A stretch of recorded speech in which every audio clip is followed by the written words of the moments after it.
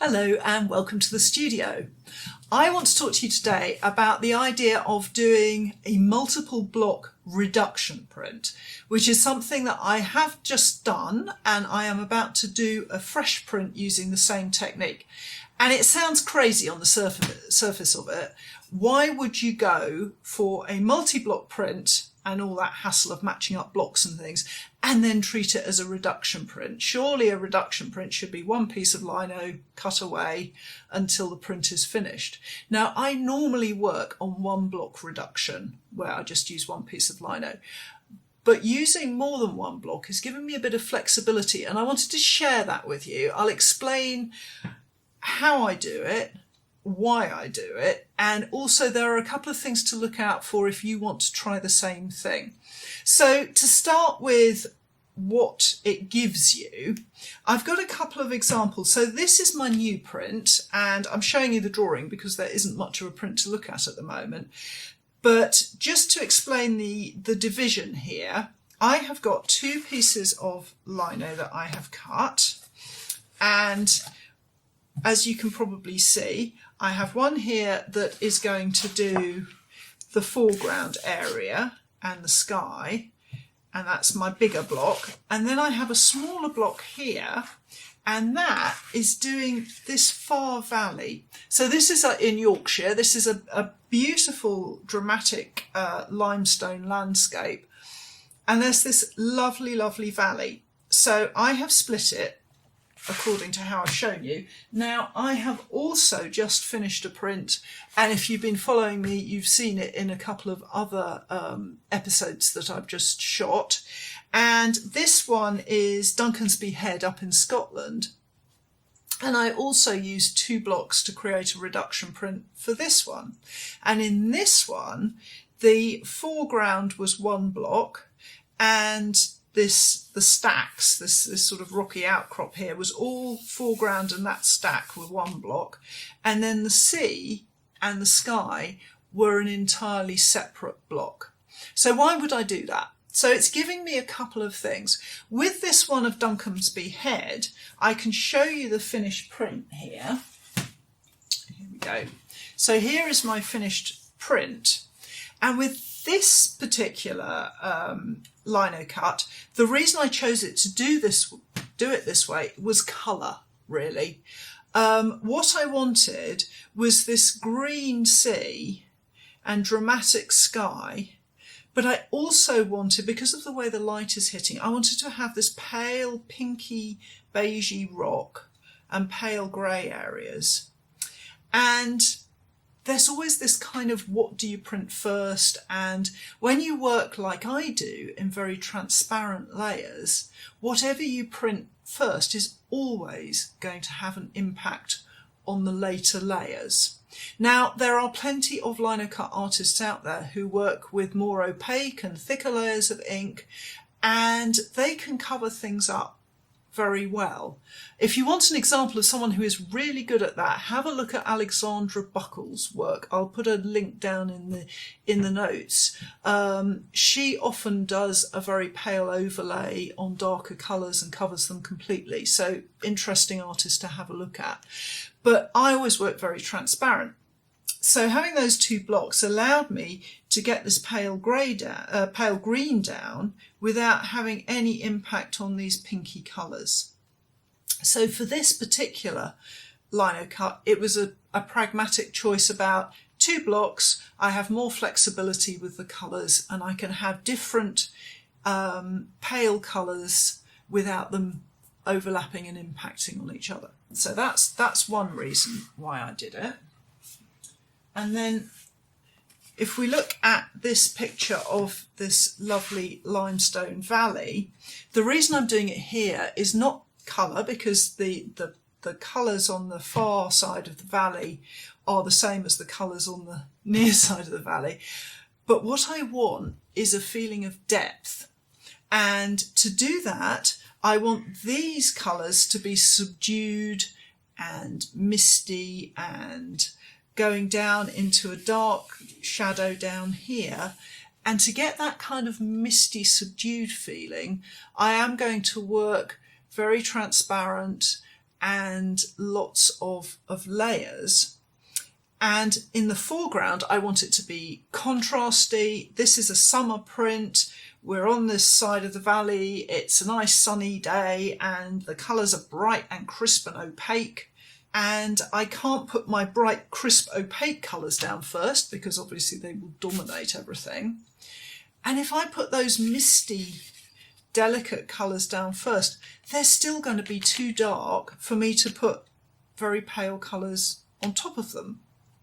Because although I'm talking about working opaque, I'm still going to be working with almost whites, and I'm still not going to be putting big clunky layers on. So if I get dark down here, it's going to have an impact on that foreground. So here it's not to do with colour, it's to do with shadows and tone more than that. So by splitting these two blocks, this reduction print into two blocks, I can have that pale, crisp, dramatic, contrasty foreground and that subdued, quiet, misty going down to darker shades far side of the valley without them impacting on each other. So that's why I've chosen to work this way for these two prints. It's not the way that I will always work, it's just for these particular images, this is the approach I think is going to work best. So how have I done that?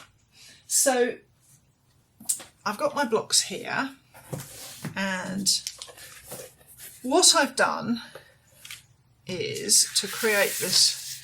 I rather like this, I think this is nice. Maybe I should go into making these more abstract prints. So what I've done is what I've done in so many of my multi-block videos. I have basically inked up, I've cut my first block, inked it up, printed it onto a fresh piece of lino and used that as a guide to cut my second block.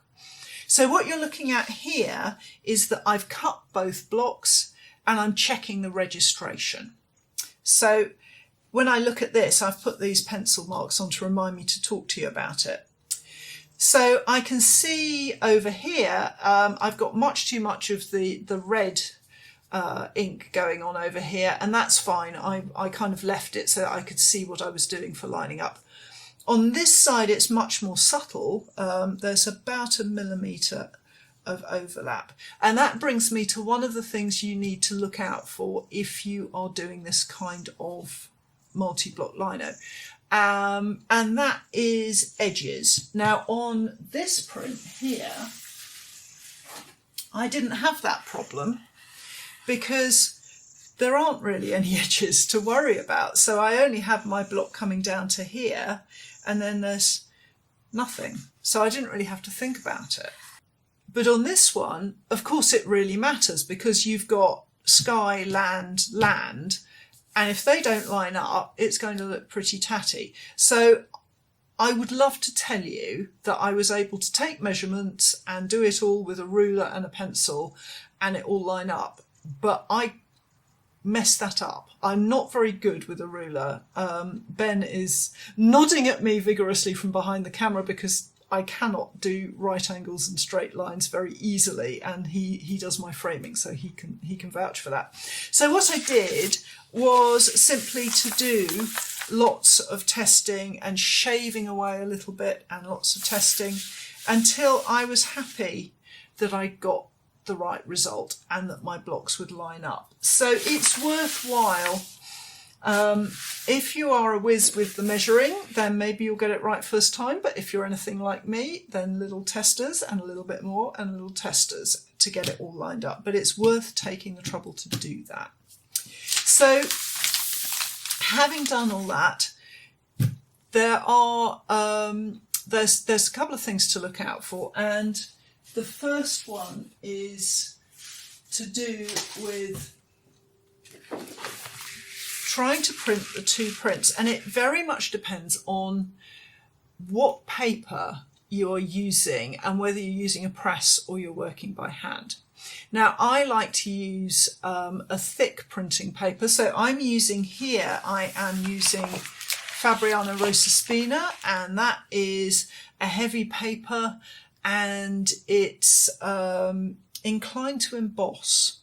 So having isolated my print into two blocks, I'm printing away, and because it's a reduction print, there's repeated printing of the same block.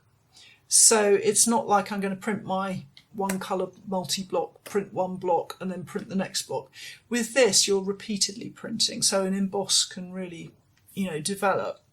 And here I've got my Fabriano, and I hope you can see, but there is an emboss here starting. And I have also got one here that's on a much harder paper.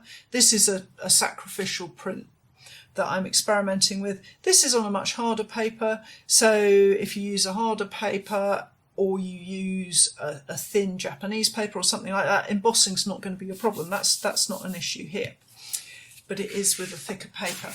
So what I am going to do with this is to work with one block and then the other block and then back to the first block, so that all the time I am dotting between the two blocks, so that emboss doesn't like build up and then impact on the print when I come to move on to the other part of the picture. The other thing about working that way is that it allows you to develop the picture as a whole, rather than as developing this part of the picture and then working on the other part of the picture. Now, with the Duncansby head one here, this was the first time I tried it, so I didn't do that, and I did struggle a bit managing the emboss. I resolved it, but it wasn't easy. So I did manage to get the two different, sky and the rocks to work together okay, and I'm very happy with the result, very pleased with it. But I think for this one, especially getting the feel of those two valleys, is going to be easier to go back and forth, and that's kind of what I'd recommend if you try this, especially if you're working on something like a landscape where you're trying to work out lighting and stuff like that. So the emboss is dealt with, and also you can get your head around working in the two different blocks. And the other thing I wanted to tell you about is it's not to do with multi-block or reduction. It's just a hint about inking that's shown quite nicely here. I've been inking up this sky, and this is the block, and you can see that my hillside bleeds into the sky.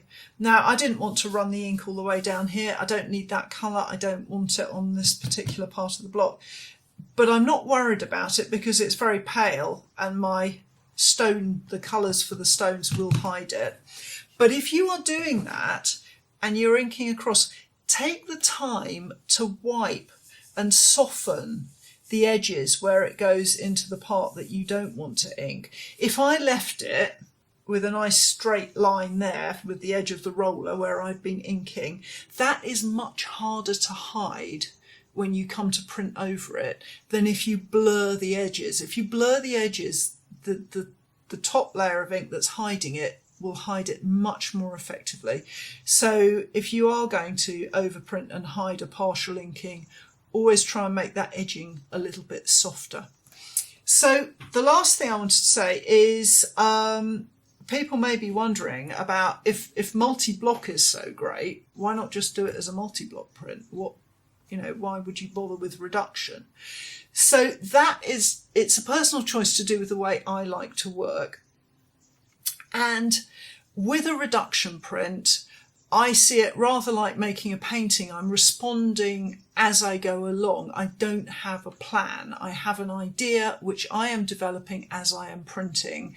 And for me, the inking up alongside the cutting, the inking up is creative in itself, and it's very much part of the process. So every time I cut and I print, I'm thinking about, right, that's what I've just done. What does it need now? What can I change? What do I like? So it's an organic process, and I never know how many layers or quite what colours I'm going to use or anything like that. So, I'm mixing colours as I go and so on. When I do multi-block lino cuts, which I do for my smaller prints that I sell in the shop, which incidentally make great Christmas presents, so do go and check them out. I have to do tests and come up with colours that I like and ways of inking, and then I create the edition, and it's a much more planned process. So there's creativity in the cutting and there's creativity in the testing, but it's not putting those layers one on top of the other, making the decisions as I'm cutting and printing. So this method of multiple block reduction printing kind of gives me the best of both worlds. So I do suggest you try it. It's a really interesting way of working. It might bend your head around a little bit, but it's well worth a try. So I hope you've enjoyed that, and I hope you'll join me in the studio again soon. Don't forget to subscribe to the channel if you'd like to keep updated with the episodes. And if you've liked the video, please give me a thumbs up. Thank you very much.